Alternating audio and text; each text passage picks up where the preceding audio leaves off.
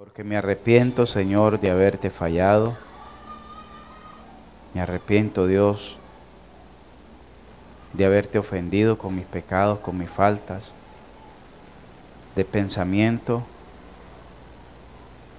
de palabras y de acciones.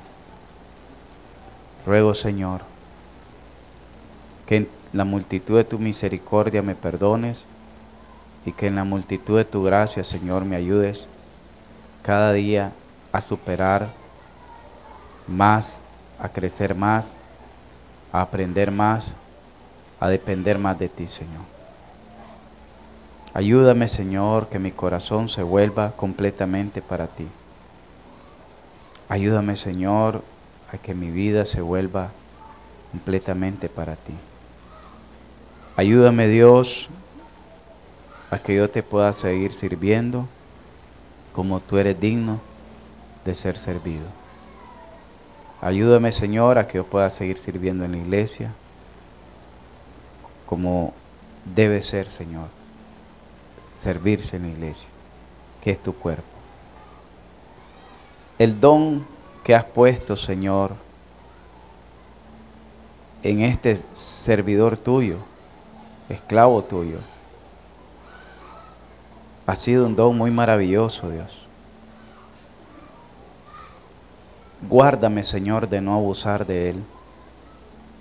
Guárdame, Señor,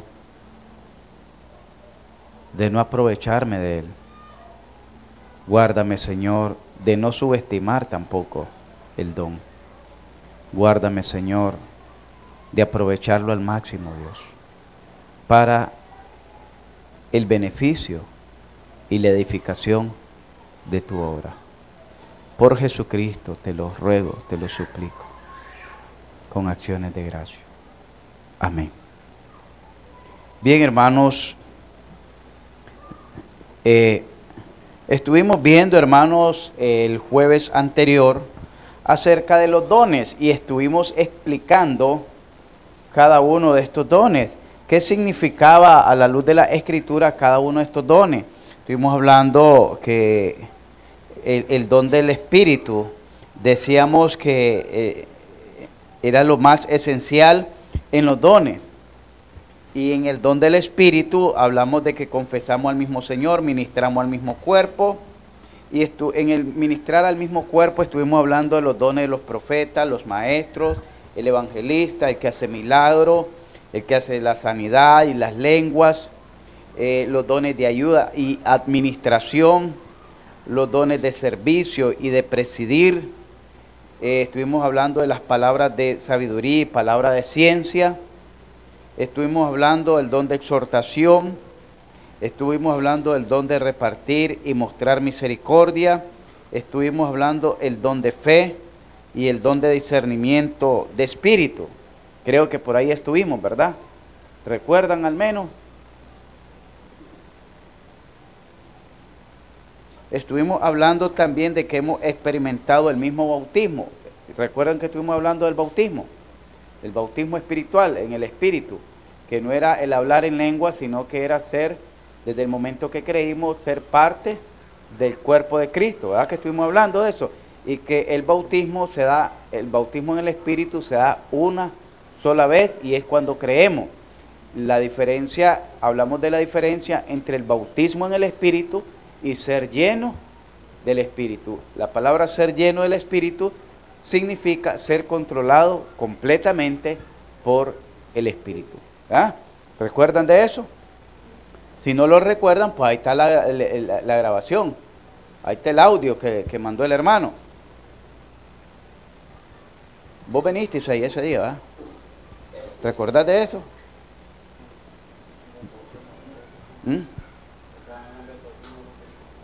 Ok. Es que si llegamos a ese punto, ese fue el último punto del Espíritu Santo. Entonces quiere decir que los anteriores que mencioné se habían dado por el orden, ¿verdad? Entonces, hermanos, vamos a ver hoy la diversidad en los dones del Espíritu Santo. La diversidad en los dones del Espíritu Santo. Más que analizar conceptos que ya los miramos vamos a ver la aplicación. La aplicación. Y vamos a ver, por ejemplo, la unidad. De manera de introducción, la unidad. Oiga bien, porque habla de que somos muchos miembros, ¿verdad? Pero todos pertenecemos, dice, a un mismo cuerpo. Y cada miembro tiene su propia función, ¿verdad? Pero la oreja, dice, no puede decir a la boca, no te necesito. Y no por decir eso, la oreja quiere decir que no sea del cuerpo. Todos pertenecemos al cuerpo de Cristo si hemos sido bautizados en el Espíritu Santo. Que bautizado estuvimos hablando que es prácticamente haber nacido de nuevo. Ser bautizado del Espíritu Santo es haber nacido de nuevo. Entonces, una vez que nacemos de nuevo, que creo que le estuve explicando también eso, el Espíritu Santo nos incorpora al cuerpo de Cristo. Nos incorpora al cuerpo de Cristo. Y eso lo estuvimos viendo ahí en el verso 13, 14. Entonces, hablando como equipo, la unidad sin diversidad, oigan bien estos términos que son importantes para tener una mayor comprensión cómo es que tenemos diversidad, pero a la misma vez la diversidad tiene que haber unidad. ¿Entendemos eso? Unidad, diversidad. La unidad, ustedes en la familia, hay una unidad, una familia, pero hay diversidad de responsabilidad, por ejemplo, el papá hace una responsabilidad, la mamá hace una responsabilidad, los hijos hacen otra responsabilidad. Aún en el orden hay diversidad. El hijo no es igual al papá, ni el hijo es igual a la mamá. Cada uno tiene sus propias funciones. Entonces, así la iglesia, la unidad, pero dice, la unidad, presten atención, la unidad sin diversidad tiende a producir uniformidad. La unidad sin diversidad tiende a producir una uniformidad. Es decir, tiende a ser a formarse como creo que la palabra es como hegemonía, algo rígido, sin salirse. La uniformidad viene a ser como un molde donde no se puede salir.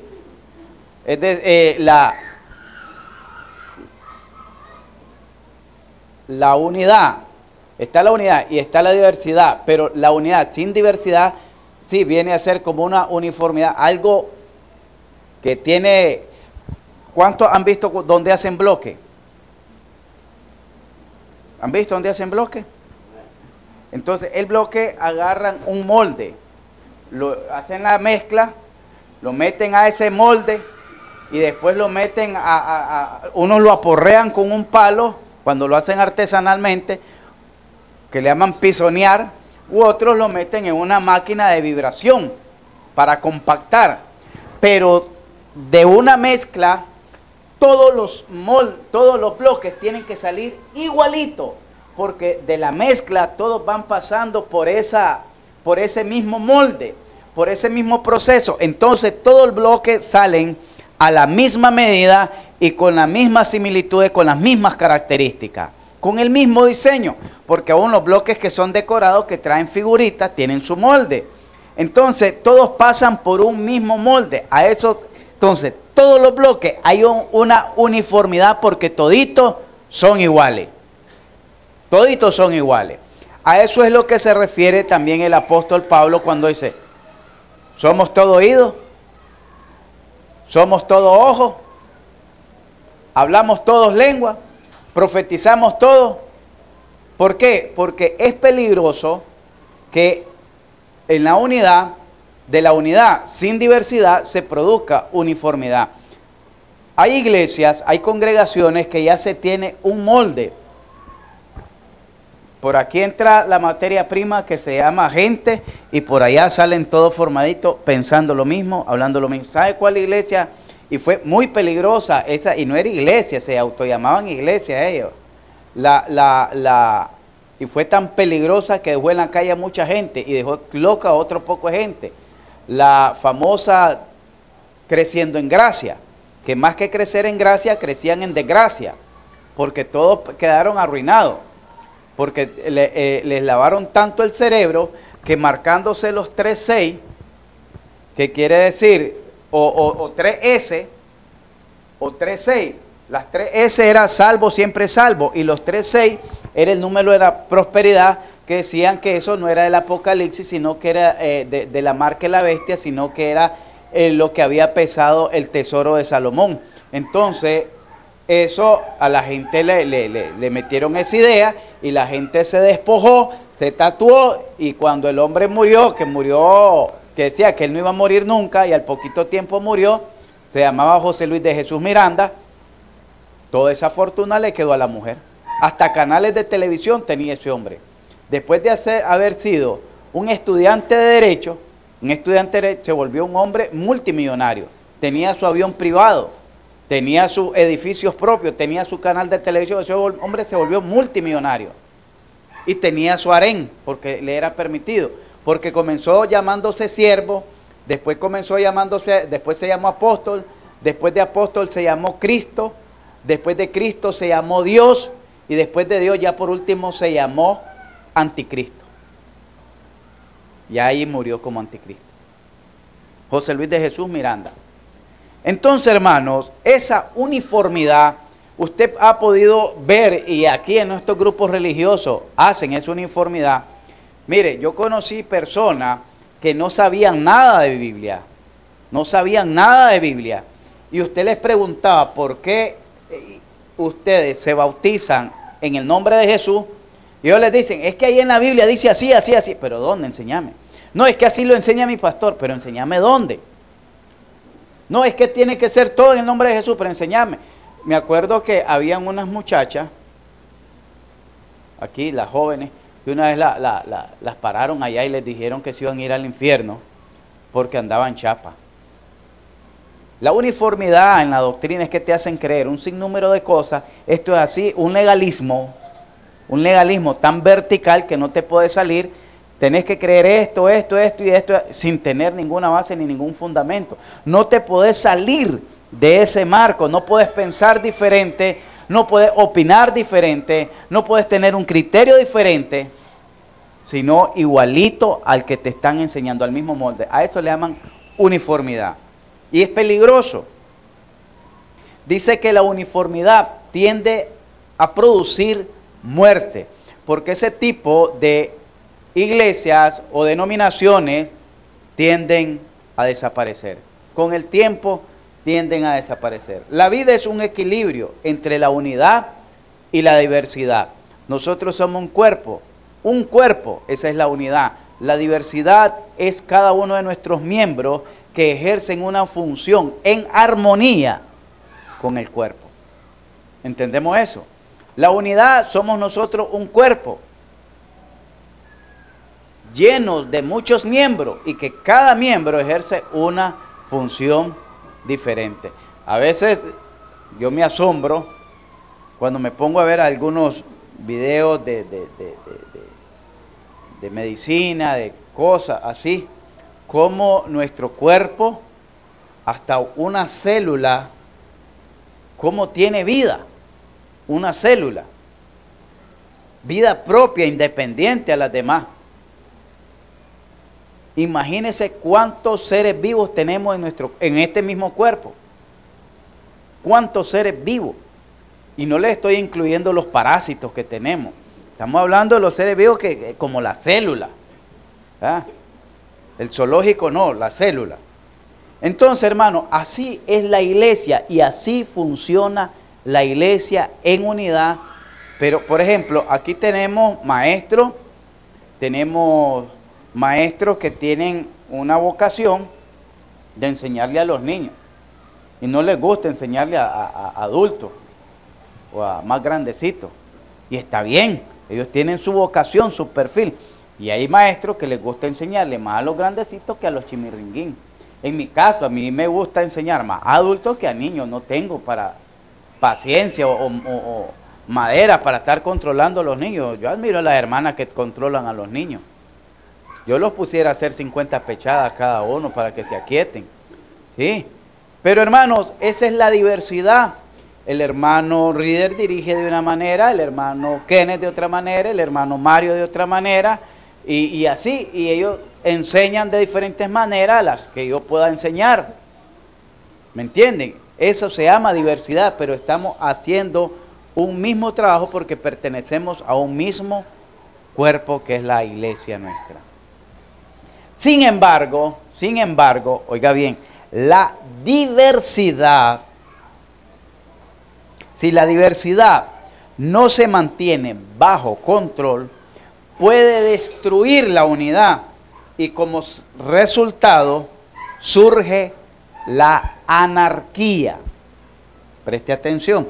Sin embargo, la unidad, necesitamos unidad, pero también necesitamos la diversidad de cada miembro. Pero si la diversidad dentro de la iglesia no se mantiene bajo control, puede destruir la unidad, la misma unidad, y como resultado surge la anarquía. ¿Qué es la anarquía? Bueno, la anarquía viene, para ser más claro, apela al desorden, Y cuando habla que si la diversidad no se controla, es cuando cada quien quiere hacer lo suyo propio. Como dice Filipenses capítulo 3, cada quien busca lo suyo propio y no lo que es de Cristo. Hermanos, aunque nuestro cuerpo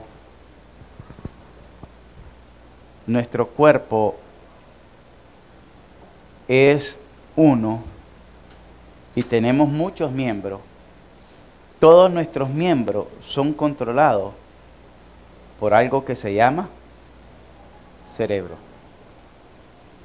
Y yo miro en esos videos que les digo, lo hacen con simulaciones, cómo salen como unas cositas que se figuran las neuronas. Y cómo las neuronas, a la velocidad de la luz, mandan el mensaje al miembro de cómo debe reaccionar. Las neuronas del cerebro. Por ejemplo, el cerebro me está dictando a mí lo que la boca tiene que estar diciendo. El cerebro a la misma vez me está diciendo cómo debo mover esta mano. A un ejercicio. Piense en mover el dedo gordito del pie y me dice cuánto dilata en moverlo. Muévalo, el dedito gordito del pie. O levanten su mano. Levanten su mano, hermana. Levanten su mano. Todos levanten su mano. Miren cuánto tiempo dilataron en levantar la mano. ¿Quién se lo ordenó? Yo no, el cerebro. Ahora, no, manténganla ahí. Mantengan la mano ahí. Mantengan la mano ahí. Piensen en un dedito que quieran mover. Y me dicen a la cuenta de 3. A la cuenta de 3. Un dedito que quieran mover. A la cuenta de 3. 1, 2, 3. Muévanlo. Miren, cada quien movió un dedo diferente, otros hermanos casi igual. Pero, ¿cuánto dilataron en desearlo hacer y realizarlo? Milésimas de segundo. Pero, ¿cómo surgió eso? Del cerebro mandó la neurona la orden para que se... vea, una señal. Así trabaja nuestro cuerpo. Y así trabajan los órganos de nuestro cuerpo para que puedan funcionar. Es el cerebro, por eso es peligroso cuando dicen hubo un parálisis cerebral. Se paraliza el cuerpo. Ya no manda neurona. O son pocas. O ya el cuerpo, los miembros dejan de recibir información del cerebro y por lo tanto ya no pueden movilizarse. ¿Verdad? Entonces, hermanos, el cerebro controla el cuerpo. Usted no, si va caminando hacia el frente, el cerebro lo va dirigiendo por dónde usted va a ir y el cuerpo se va moviendo de una, le llaman energía, ¿cómo le llaman energía? Inercia. Y se va moviendo, pero el cerebro lo va ordenando. Pero sus pies no van a hacer algo diferente de caminar para atrás y caminar para adelante, ¿verdad? No. Porque es ilógico, porque hay algo que lo está gobernando. Y ahí da un paso para atrás y se queda así, se queda así. No, el cuerpo lo está dirigiendo hacia el frente. Y se mueve el cuerpo por esa energía. Entonces, hermano, cuando el cerebro deja de funcionar, ya se vuelve nuestro cuerpo en una anarquía. Esta mano, cuando hay derrame, le llaman parcial. Esta parte se murió. Esta mano ya no me quiere trabajar, ya no quiere agarrar, ya no quiere funcionar. ¿Por qué? Porque el cerebro ella está desconectada del cerebro. Está desconectada. Está viva, conectada al sistema circulatorio del corazón. Está conectada al sistema óseo, al esqueleto, porque todavía tiene el hueso. Está conectada a los músculos, pero no está conectada al cerebro. Todavía le circula sangre, todavía tiene músculo, todavía tiene hueso, todavía tiene vida, pero está así. ¿Por qué? Porque está desconectada del cerebro. Así pasa cuando hay hermanos que se desconectan de el orden, de la unidad. Y como hay una diversidad, entonces ya en la diversidad cada quien quiere hacer lo suyo propio. Así no funciona. Así no funciona.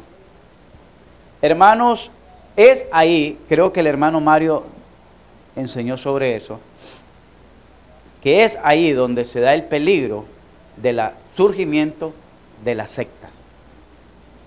Ahí es donde se da, porque ya vino y este marcador, como es, ve, y dice superior,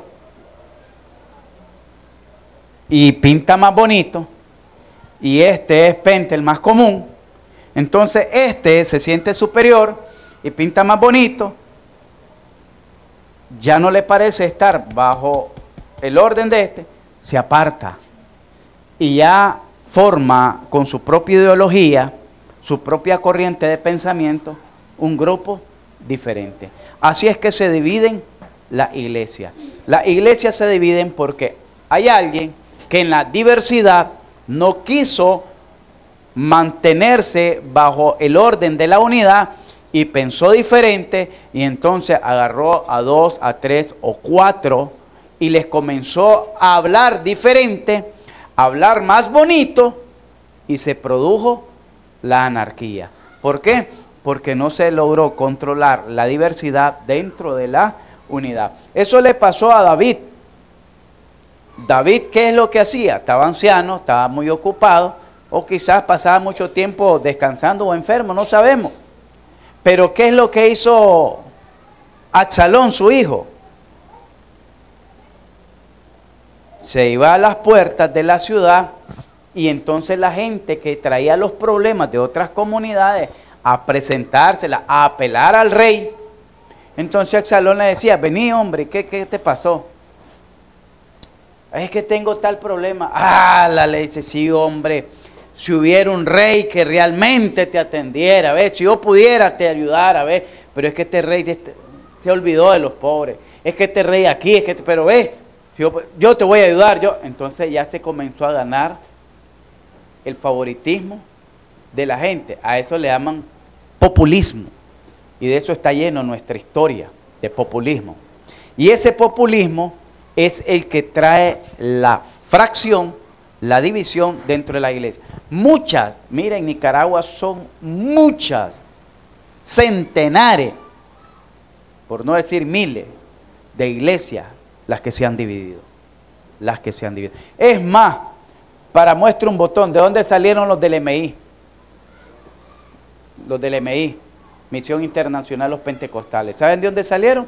De los bautistas. De los bautistas. Omar Duarte, Julio Dávila, Marvin Peinado y todo eso de la MI eran de la Iglesia Bautista Jerusalén, que está en la 14. En el año 70 y pico ellos se formaron, hicieron una anarquía porque vinieron unos misioneros, le impusieron las manos, comenzaron a hablar en lengua y entonces se separaron, se dividieron y formaron la famosa iglesia que está ahí de frente, Mi Redentor. De ahí salió Omar Duarte, Marvin Peinado, Julio Dávila y todo eso, hasta el hermano de Omar Duarte. Y ellos vivían ahí en la 14, para que sepan, de la iglesia Jerusalén. El año 77, 78 por ahí se salieron. Dividieron la iglesia Jerusalén. ¿De dónde salió la iglesia apostólica pentecostal unida? La iglesia pentecostal unida, de las iglesias bautistas también. Que esas vienen a ser peor, más alborotistas, y las Jesusolos que le llaman. De ahí también de la iglesia bautista, pero no sé, esa sí no sé de cuál, pero era una de las iglesias grandes de las bautistas. El presidente que la fundó allá estudió en el ministerio, en el instituto bíblico, en el seminario. Entonces, hermano, y así han salido muchas. Las adventistas, ¿de dónde salieron? De las bautistas. Y usted dirá, y entonces la mayoría, sí, la mayoría de iglesias, porque mire, la misión que predominaba, oiga bien, la misión que predominaba en los Estados Unidos, que había venido de Inglaterra cuando los Estados Unidos fueron colonizados, era la misión bautista, porque solo habían los bautistas y los metodistas. No habían tantas denominaciones satánicas que hay hoy en día, porque muchas de ellas, miren, ustedes las miran bonitas, predican y todo, pero son más instrumentos del diablo que de Dios, porque son atrocidades lo que han hecho con la causa de Jesucristo. Muchos se han enriquecido a causa de la fe, muchos de ellos. Entonces, hermanos, ellos de ahí salieron y las iglesias bautistas fueron las primeras en venir aquí a predicar. La primera iglesia que vino aquí, se llamaba Antigua Sala Evangélica. Era de las iglesias centroamericanas. Estaba allá en el Puente del Edén. Ahí en el Puente del Edén. Esas iglesias centroamericanas eran bautistas. Pero no, como no eran de los Estados Unidos, sino que eran de Centroamérica, entonces les pusieron iglesias centroamericanas. Porque no les pusieron nombre, después fue que se llamaron bautistas. Pero eran de las iglesias bautistas. Aquí en el norte hay bastantes iglesias bautistas, pero creo que tenían otro nombre. No recuerdo cuál era el nombre, pero también son iglesias bautistas. Yo anduve en un congreso con ellos, en unas conferencias con ellos, de ahí del norte del país, ahí en Honduras anduvimos. Entonces, hermanos, cuando la diversidad no se controla, se vuelve una anarquía.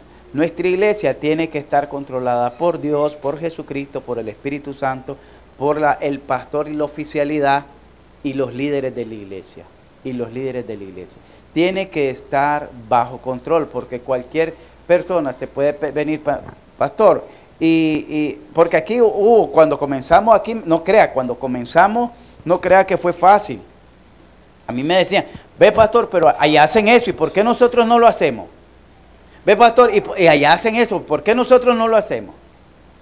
Porque sencillamente somos una iglesia diferente. No somos lo mejor, no, yo siempre le he dicho, no somos mejor, simplemente diferente. Tratamos de apegarnos lo mejor a la Escritura, nos relacionamos con todas las personas, tenemos relación porque tampoco somos una iglesia aislada, una iglesia, como decían muchos, anduvieron diciendo que éramos una iglesia apóstata, separada, que estábamos solos. No, nosotros ustedes han visto que he traído varios pastores aquí a predicar, pero sí, yo los invito a predicar, vienen, predican, pero eso sí, nosotros tratamos para salud de la iglesia, tratamos de mantener mantenernos en lo que tenemos que hacer en nuestro trabajo. Antes visitamos bastante Sinaí, y de vez en cuando el pastor pues nos dice, nos invita, pero si nosotros les enseñamos una cosa, por ejemplo, aquí hay un bastante orden, y ustedes van a una iglesia donde oyen aquellos gritos, ¡amén! ¡Sígalo, pastor! ¡Ahí es! No, hombre, como si estuviera en una barrera de toro, como si estuviera en una gallera pegando gritos. No, hombre, eso tampoco nosotros no somos. Entonces, sería confundir. Y después dice, ¿y por qué allá lo hacen y aquí no? O golpear, bam, bam, bam, bam, la Biblia. No. Pablo decía, golpeo mi propio cuerpo y lo pongo en servidumbre. Entonces nosotros, por eso es que nos mantenemos así, pero estamos conectados con la NBM, gracias al Señor. Estos días he estado platicando bastante con los misioneros y somos una iglesia, no somos, ¿cómo le pudiera decir?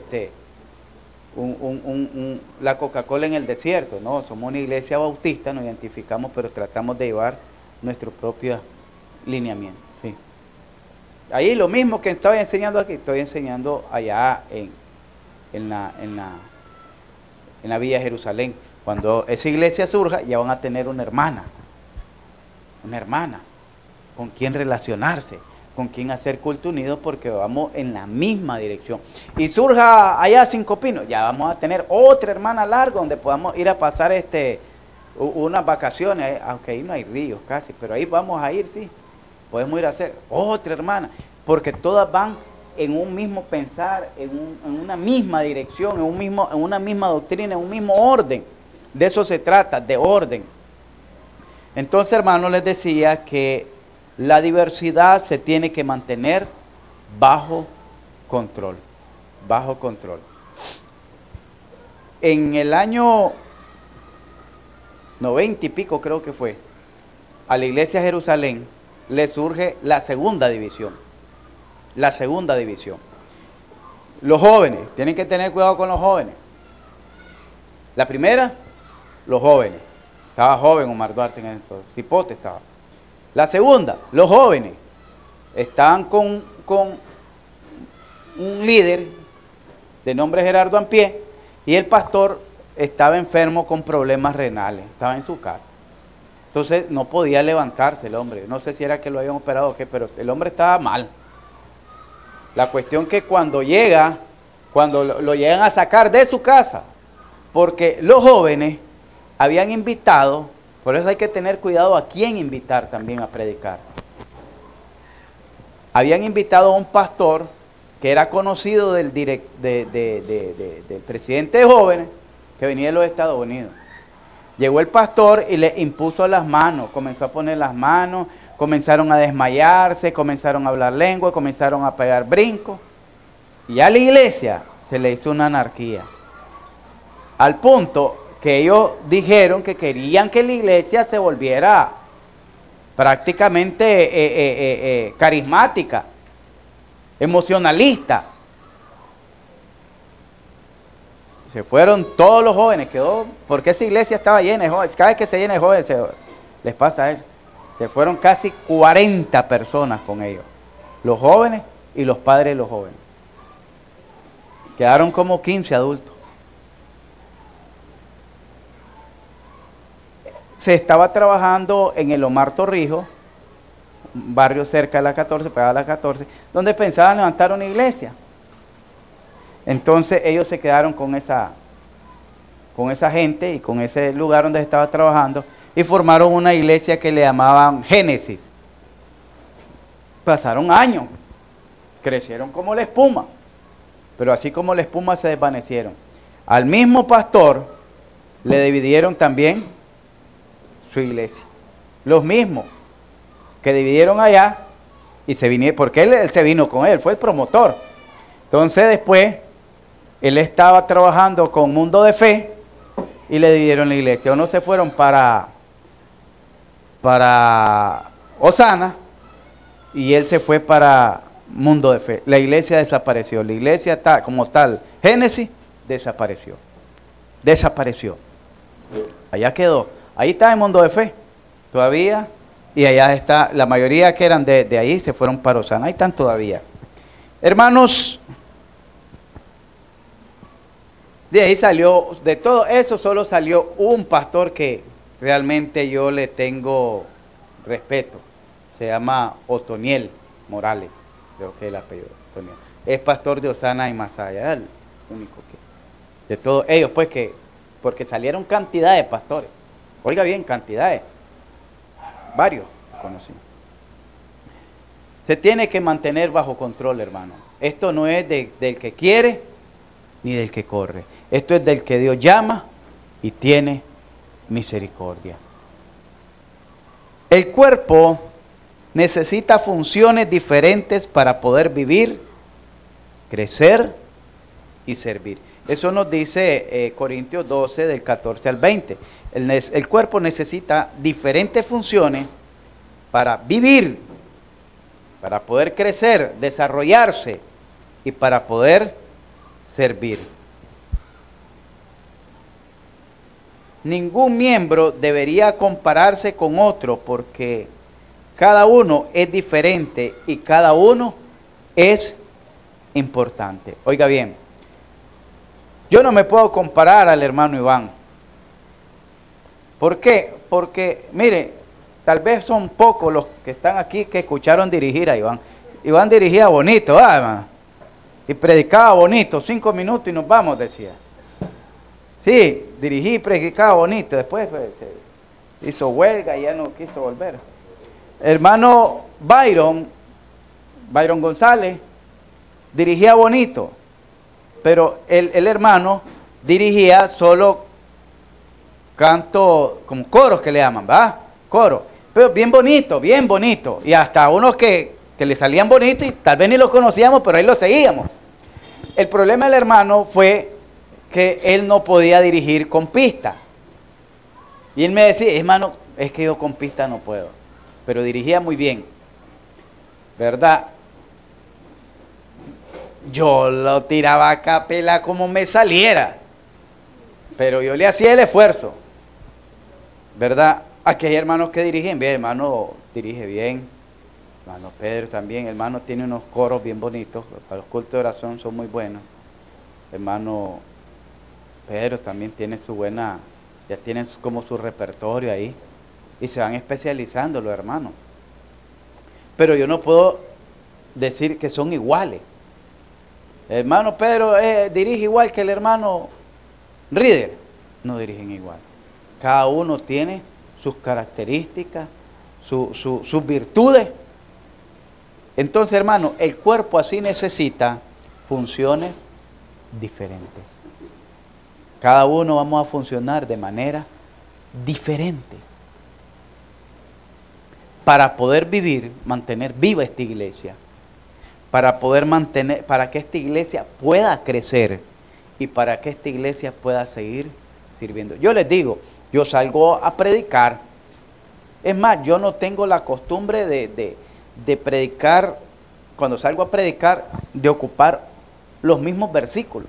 Es más, cuando comienzo con uno, predico de un versículo y a otro tal vez ya le saco otro versículo.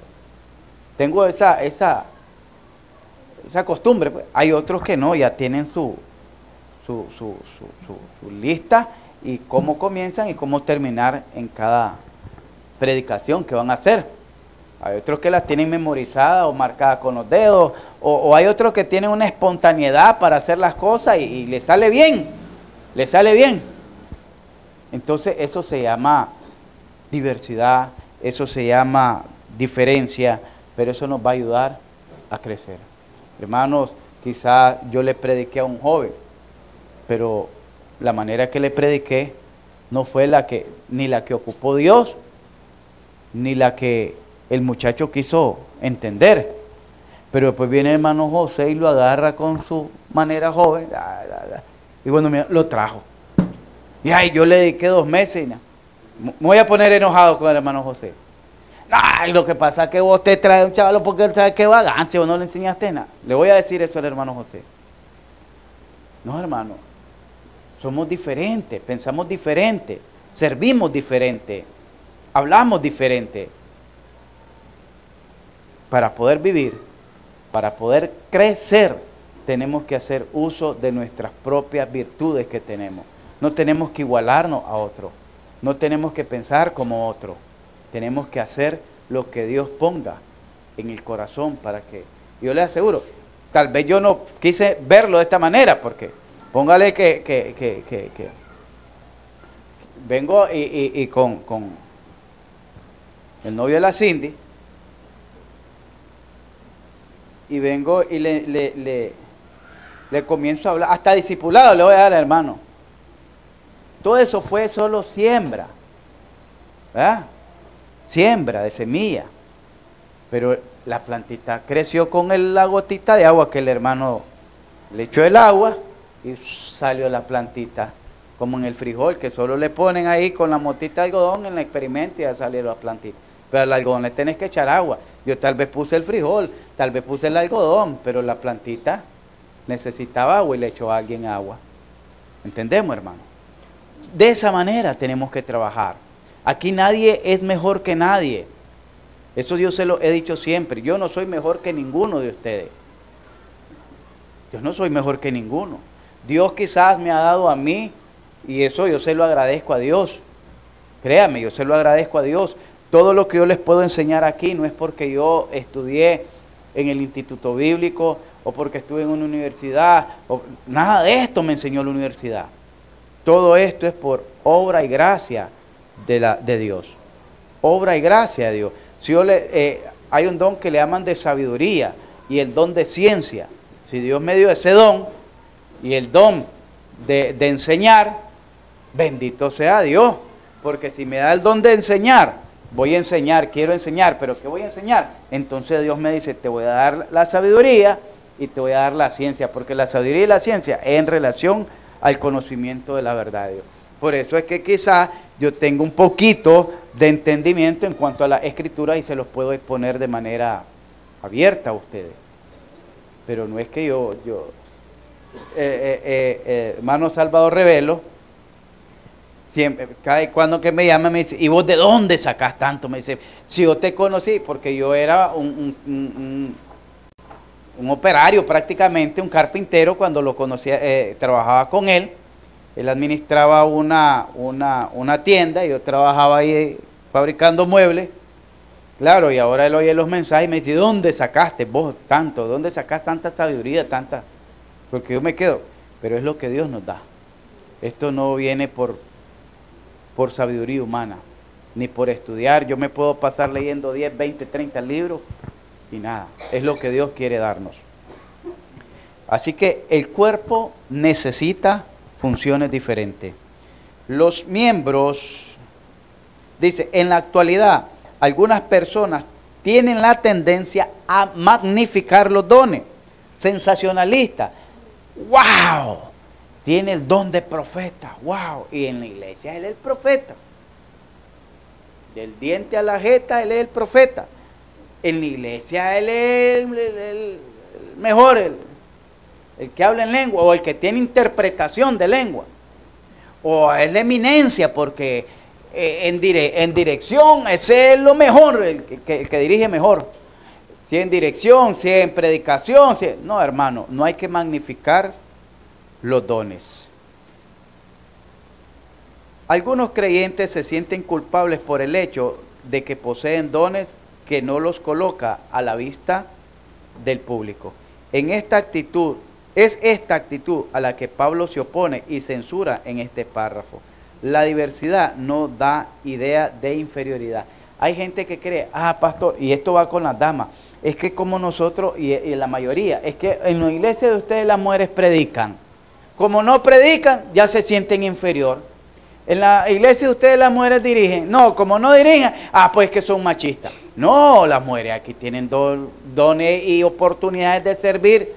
Que por favor, yo les he dicho, pueden llenar esta iglesia de damas, andar buscando mujeres, andar buscando jóvenes, formar jóvenes. Es más, las mujeres tienen una oportunidad de servicio que ni el pastor la tiene. Y no se dan cuenta. Mire, aquí yo les enseño a todos, ¿verdad? Pero les enseño. Pero la mujer, hay un don que habla en Timoteo, cuando habla acerca de la viuda, creo que en el capítulo 4, que habla de la viuda, de Timoteo, ese don tan maravilloso, las mujeres dice, instruyan a las mujeres adultas, instruyan a las mujeres jóvenes. Si este poco de mujeres que hay aquí se dedicaran a agarrar cada una a una jovencita, no saben el potencial que están preparando ahí. Porque una jovencita menos que va a ir al fracaso, es una jovencita menos que va a tener una vida truncada y van a ser mujeres piadosas, mujeres de fe, mujeres piadosas, mujeres de servicio. ¿Lo puedo hacer yo? Difícilmente. Pero ustedes, ahora, de la mujer, depende la línea de familia que quieran tener. De la mujer, porque la mujer es la que va a escoger el marido que vaya a tener. Si la mujer escoge un vago, ¿cómo va a ser la familia? Pero si la mujer tiene visión, tiene temor de Dios, tiene fe en Dios, mi hermana Francis que está esperando ahí, y se agarra duro y espera en Dios, hermano, que Dios le mande a un varón temeroso de Dios. No necesita que ser un licenciado, no necesita un doctor, no, que sea lo principal, temeroso de Dios. Con eso se sacó la lotería.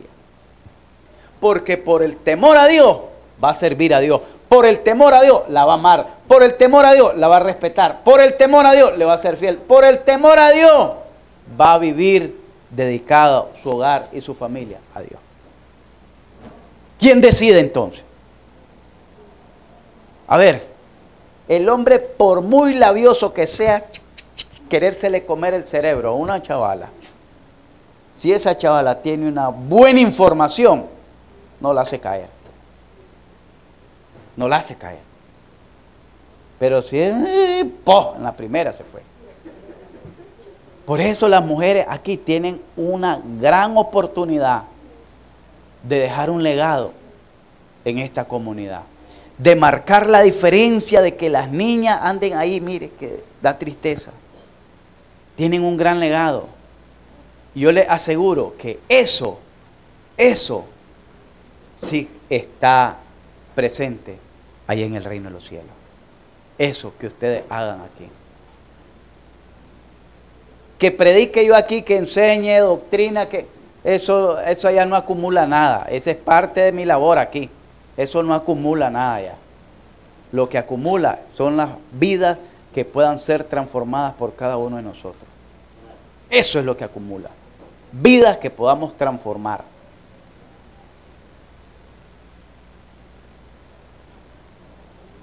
Por último, ¿cómo estamos con el tiempo? ¿Cuánto falta?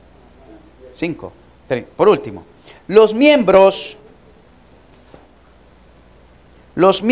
promueven la unidad. Oiga bien, los miembros no promueven la división. Los miembros no promueven la anarquía. Los miembros promueven la unidad cuando descubren la dependencia mutua.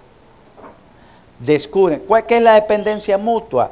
Hermanos, si todos somos importantes, y si mi hermano Jorge es importante, mi hermano Iván es importante, mi hermana Ivania es importante, mi hermano Isaías está importante, y estamos aquí, y aquí está la primera fila de los importantes para mí, ¿va? Y son importantes para mí. Yo no puedo ir donde el hermano Jorge a malinfluenciarlo o maldisponerlo contra el hermano Isaías. ¿Por qué? Porque de esa mala influencia entre los dos, si yo lo maldispongo y le comienzo a hablar de manera negativa o despectiva del hermano Isaías, lo estoy maldisponiendo. Y ellos son importantes para mí, pero uno de ellos va a terminar yéndose. Uno de ellos. Ya sea él o sea él. Porque donde entren en conflicto, como son varones, no se van a poder soportar ni tolerar, uno de ellos va a terminar yéndose. ¿Y cómo quedo yo con lo importante que eran ellos 4? ¿Con cuántos me quedo? Con 3. Dice, los miembros promueven la unidad cuando descubren la dependencia mutua. Si yo estoy, que aquí cada uno de mis hermanos, cada uno de ustedes, son importantes en la iglesia, son necesarios en la iglesia, entonces yo no puedo promover la división, sino que voy a promover la dependencia mutua. Todos somos necesarios. todos servimos, todos funcionamos y cada uno de nosotros nos necesitamos uno a otro. Tal vez ustedes digan, pastor, ¿usted necesita de mí? Claro, ustedes no saben, yo necesito, yo se lo he dicho siempre, sus oraciones son importantísimas para mí. Sus oraciones. Más que cualquier cosa, sus oraciones son importantísimas. Y así cada uno orando los unos por los otros. La mejor ayuda, yo quiero ayudar al pastor, decía alguien, pastor, si yo tuviera, yo diera para ayudarle a usted. No necesita tener para ayudarme. Lo que necesita es orar para ayudarme. Del resto se encarga el Señor. Amén.